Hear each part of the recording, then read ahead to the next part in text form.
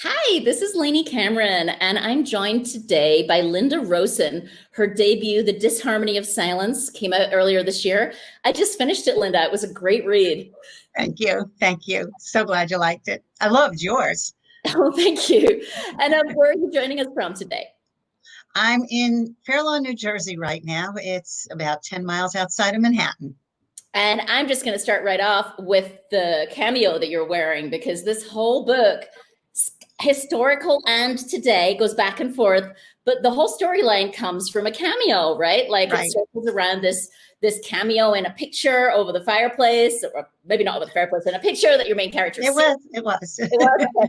Yeah. So tell us about that. Tell me a little bit more about how you got there, the inspiration behind the book, and the cameo you're wearing. Okay. Well, actually, the inspiration came. I was sitting on the beach in Hilton Head Island with my sister-in-law and another girlfriend. And my sister-in-law was cleaning out her mother's home, trying, having to sell it. And there was a painting that was hanging over the fireplace that had been there her whole life, but she didn't want it. Nobody in the family wanted it, and she didn't want to just dump it or sell it in an estate sale. So she decided to Google the artist. And when she found her living in San Francisco, she decided that she would return it to the artist. And I'm sitting there on the beach, and my girlfriend and I looked at each other and went, whoa, what an idea for a story. And that's where it came from. And I had to have something special in the painting. And this cameo, which I have, is an antique. And I decided to put that on the woman's dress in the painting. But I had to make it unique because cameos were very common. And that part of the story takes place in the early 20th century.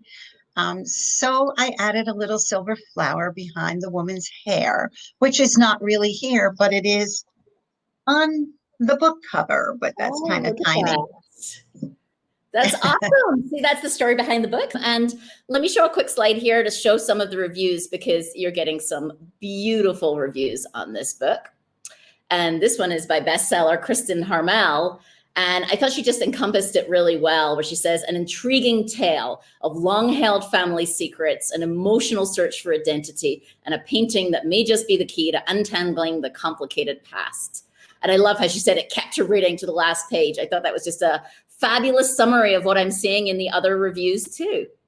Yeah, and I mean, come on, Kristen's such a phenomenal writer. Exactly. I was thrilled to have that.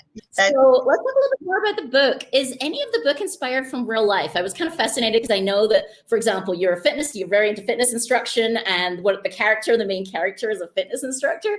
Is there anything else that draws from real life experience?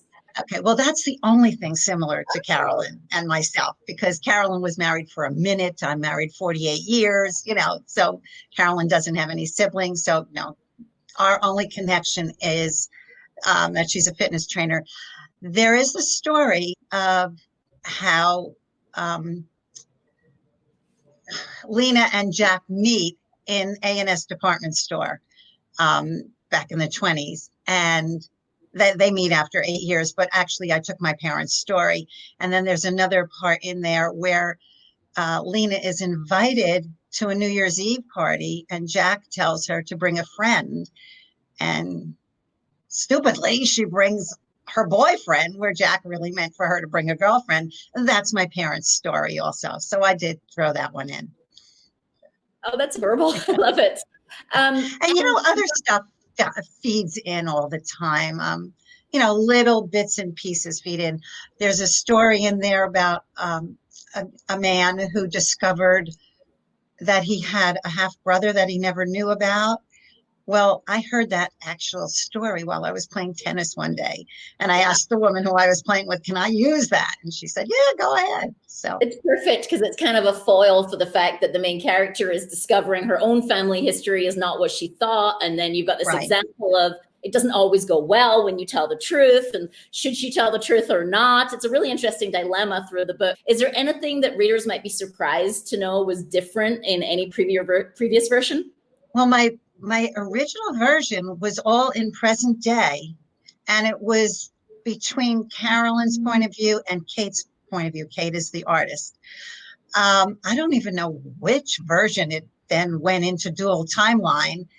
And then it was first person, third person. And it took a while. It took a few versions to get it into the dual timeline and the different points of view.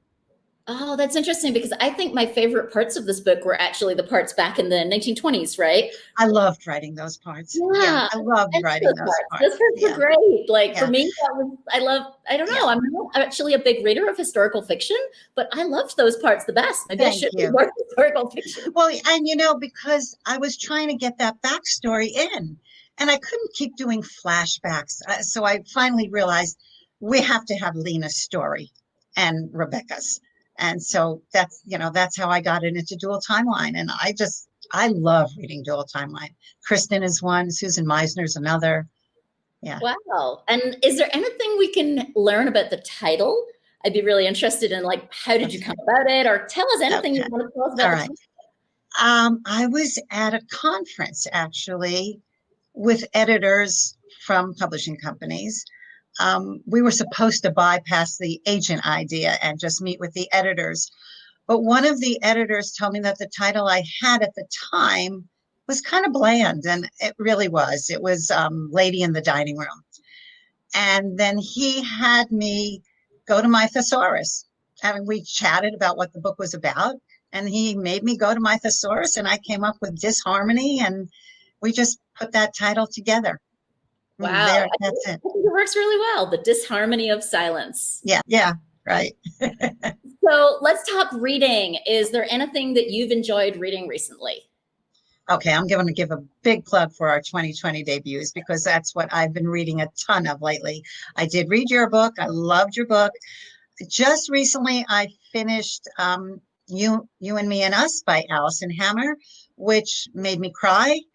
But right before that, I was reading Heather Chavez's. It was an edge of the seat thriller, scary, and I don't usually read them, but it was really wonderful. And I do a lot of reading also, though, I'm on the Greek Group Reads Committee. I don't know if you know about it, but it's from the Women's National Book Association. And I'm an initial reader. So starting in January, we get submissions from publishers. And I'm reading from January through June, probably about 50, 60 books. Wow.